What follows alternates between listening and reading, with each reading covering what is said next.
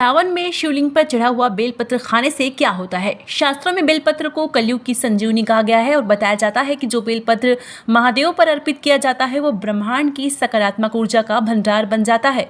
बागेश्वर धाम सरकार पंडित धीरेन्द्र कृष्ण शास्त्री जी का कहना है कि महादेव पर अर्पित किए हुए बेलपत्र को खाने से आप अपनी कैसी भी बड़ी से बड़ी बीमारियों से मुक्ति पा सकते हैं और 40 वर्ष तक अपने शरीर को 20 वर्ष के जैसा स्वस्थ रख सकते हैं। तो अगर आप भी जानना चाहते हैं कि क्या होता है सावन में शिवलिंग पर अर्पित किए हुए बेलपत्र को खाने से, तो ये वीडियो को अंत तक जरूर देखिएगा।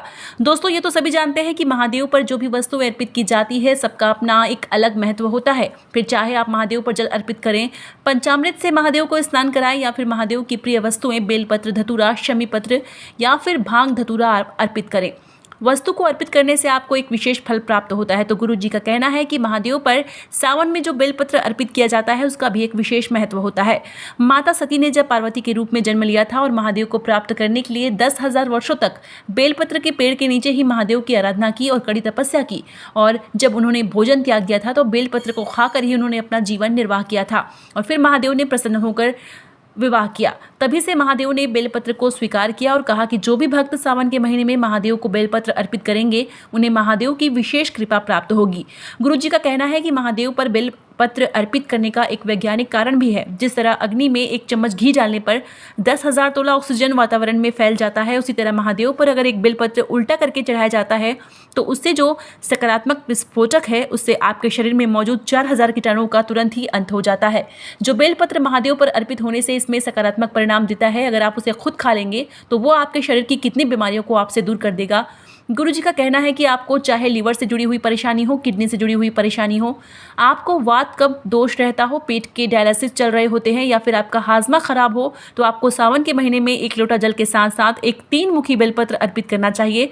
उसके बाद अगर इसी बेलपत्र को आप महादेव के मंदिर में बैठकर उन्हीं के सामने खा लेते हैं तो आपके पेट की जुड़ी हुई बीमारियां केवल 40 दिन के अंदर ही अंत हो जाती हैं। इसके अलावा अगर आपको कैंसर जैसी बीमारी है तो महादेव पर अर्पित किए हुए बेलपत्र को महादेव की शिवलिंग के सामने ही लगातार 40 दिनों तक खाने से आपके शरीर में कैंसर वाले कीटाणु अपने आप धीरे धीरे खत्म होने लगेंगे और आपकी तबीयत में सुधार होने लगेगा।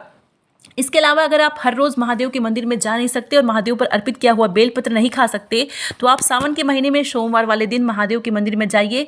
महादेव पर अर्पित किए हुए जितने भी बेलपत्र होते हैं आप उन सभी को अपने घर ले आइए।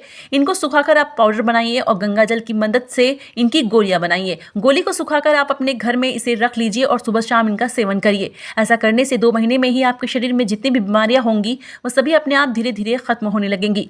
गुरु जी का कहना है कि जहाँ पर महादेव का शिवलिंग विराजमान होता है वहाँ पर ब्रह्मांड की समस्त ऊर्जा का केंद्र होता है और जब भी हम महादेव के मंदिर में उनके शिवलिंग के सामने बैठकर उन्हें अर्पित किया हुआ बेलपत्र खाते हैं तो वो सारी सकारात्मक ऊर्जा शरीर के अंदर प्रवेश कर जाती है और इससे न केवल आपके शरीर को फायदा मिलता है बल्कि मानसिक रूप से होने वाली बीमारियों का भी धीरे धीरे अंत होने लगता है। दोस्तों, ये थी सावन महीने में बेलपत्र खाने के कुछ अचूक फायदे। उम्मीद करती हूँ कि गुरु जी के बताए हुए उपाय आपको जरूर पसंद आए होंगे। तो दोस्तों, जय मां लक्ष्मी।